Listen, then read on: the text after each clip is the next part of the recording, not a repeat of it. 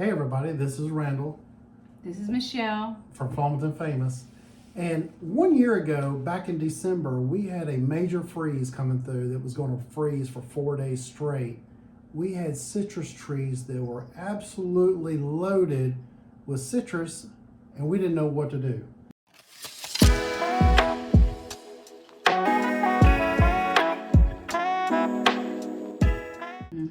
We had 3 grapefruit trees that were loaded, and we just can't, we know we're not going to be able to eat that much grapefruit by the time it ends up going bad.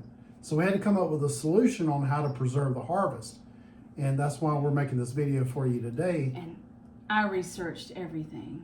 There's really not a good solution out there that tells you like straight up, do this to preserve your citrus over time. And what we're going to show you isn't a perfect solution, but it's good enough. Well, if you think this has been in here over a year. A year, yeah. And I was shocked that it actually held for a year. But here we are, 1 year later. Now we're in the middle of January, so it's been a little over a year. Right. And today is going to be the coldest day of the year, and we're getting down to 15 degrees tonight, which was colder than it got down for us last year. And so we've made preparations. I've done some different stuff to our citrus trees this year. I cut them back lower. I put a barrel of water next to them, put a sheet over them, and that barrel of water will help protect that trunk. But that's not what we're here to talk about. What we're here to talk about is if you're at home and you live in this cold, temperate climate that we're in, and we're getting this cold. Even if you live up north in a cold climate. And you have citrus. And you don't know what to do with your citrus. We've got a little bit of a solution. All right, so last year we took all of our grapefruit and we put them in jars and just put regular filtered water right over them. And we had no idea if this was going to last. We decided to pull one out of the back of the refrigerator. I was just thinking if I could get like a couple of weeks worth, if it could like maybe last a month or two, that would be great. Yeah, and I like grapefruit, but I don't eat a ton of grapefruit. We ended up losing all of our grapefruit trees last year, so we didn't have any grapefruit this year. We've still got to plant more grapefruit trees. We didn't even replace those trees. Well, now we have plenty of grapefruit. Yeah, we still have several jars of grapefruit in the refrigerator. But we're going to pull one of these out and just do a little live tasting for you right here on camera real quick. Randall's going to do the live tasting. So. All right, but when we opened this up, I was really leery. I'm like, what is this going to smell like? Is it bad? It smells like grapefruit water. Yeah. Yeah, and I thought maybe is there some fermentation going on? And what am I going to taste whenever I taste this grapefruit that's been in this jar of water for a year? And dripping it everywhere.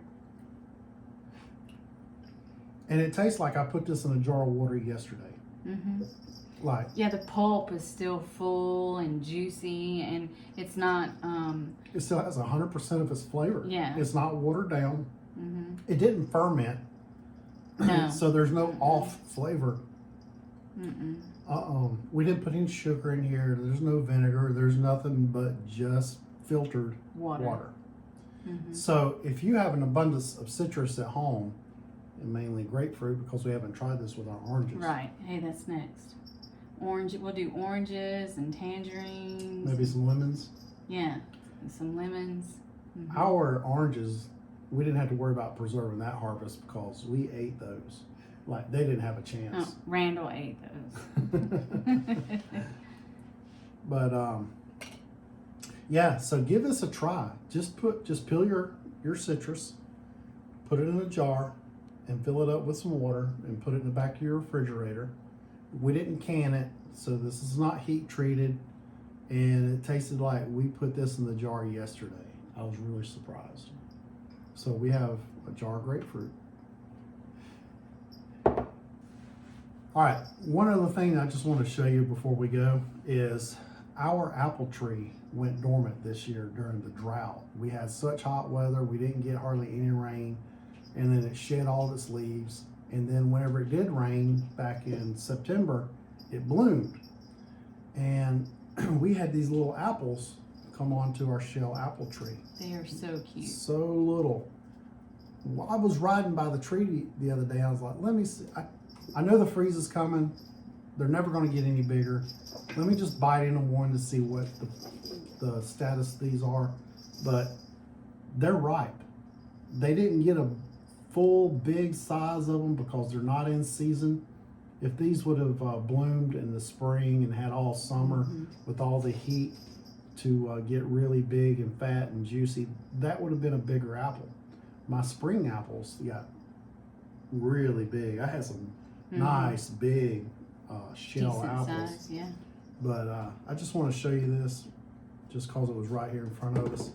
But we got all these little apples, and they weren't pollinated, so there's no seeds in here, so we could just pop these in the mouth and about 3 bites. That's about all there is really to those. They're so cute. All right, guys. Hope you enjoyed that little information. Hopefully it helped you preserve some of your citrus. Hit the like button, hit the share button if you really found this information valuable. Remember, keep growing. Keep building. And always keep adventuring. And together, We're Flomaton famous. We'll see you next time.